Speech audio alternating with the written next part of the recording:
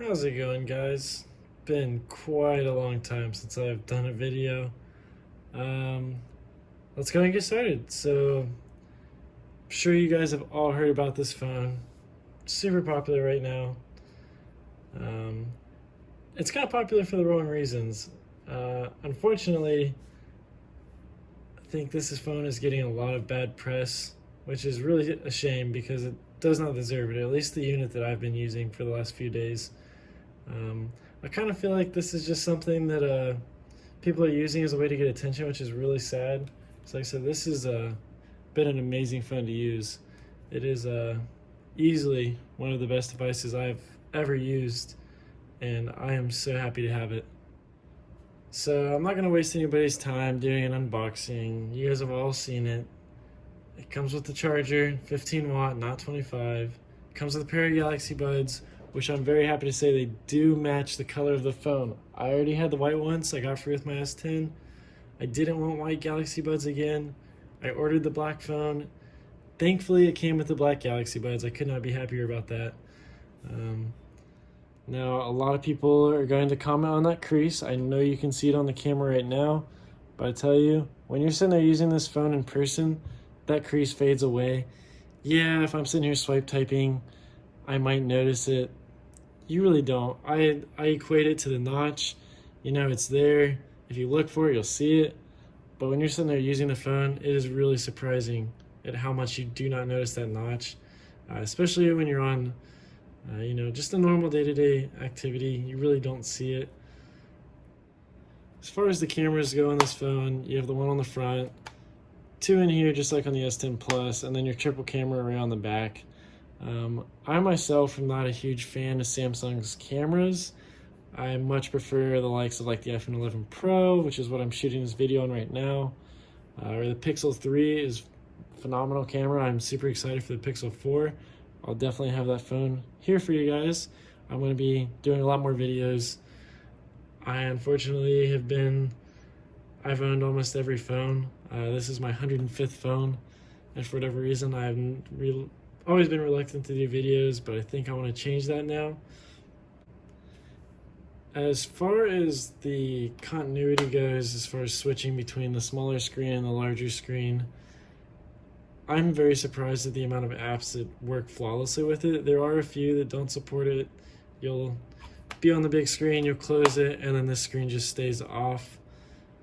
Kind of annoying, but I'm really hoping that Android 10 is going to fix that as far as Google building in native support for foldable phones. One thing that I'm not sure how I feel about, the front screen and the unfolded screen are treated as two separate screens instead of just being operating as one, which is kind of nice because I have my few things here that I like to use typically with the one-handed mode. And then on here, I have it set up more of how I would use it on a bigger device. Another thing that gets blown out of proportion with this phone is the durability. Given the phone's only been out for a couple days, yes, the screen is plastic or whatever, polymer, whatever. It's a plastic screen.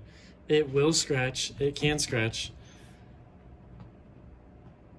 Treat it like it's a $2,000 phone. This isn't a rugged phone by any means, but for the average person using it day to day, I really don't think that it's going to be a big deal. You get that $149 screen replacement. You can do what I did. I purchased it at Best Buy. I got their Geek Squad protection on it, so if I have any issues whatsoever, I'm able to go through them. I know a lot of people don't like warranties or insurances, things like that, but I happen to love Best Buy's protection plans, and it's helping me use this phone without a lot of stress that I know a lot of people are having. Another thing I want to talk about on this phone is the battery life. I've had my phone unplugged now for probably about 15 hours. About 6 hours of screen on time. I've been really trying to kill this phone, and it's almost there. I'm at 8%. So this is way heavier than I ever use my device. So to me, this is amazing. I couldn't be happier.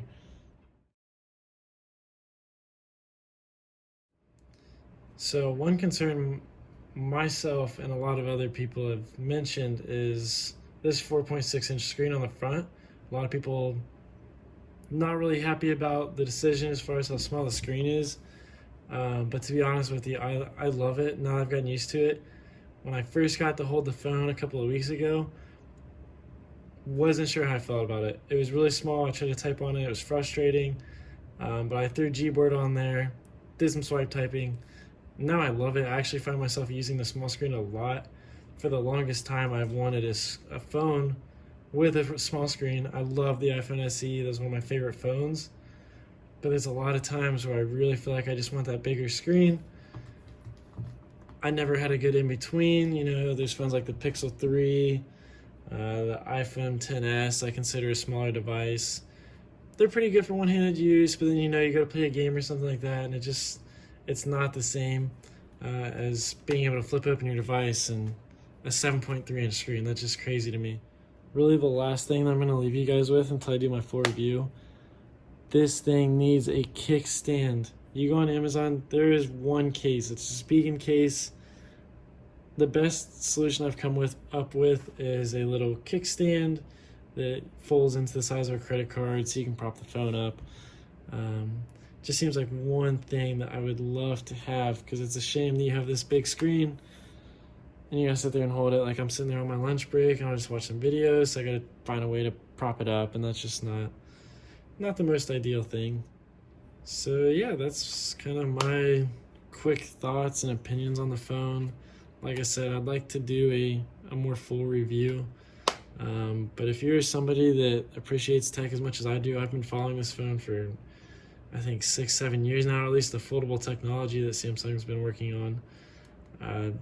This phone is definitely for you if you are someone that likes to be ahead of the curve. If you have the same problem that I've had as far as you want a small screen, you want a big screen, you want a big battery, you want the cameras, wireless charging. The water resistance, a lot of people don't use. I'm somebody that I love water resistance. I like not caring about where I bring my phone. I can't wait till this plastic is more durable. Again, it's fine. It's not an issue on the day-to-day usage, at least if you're not someone who frequents dirty situations. I myself, I work in retail.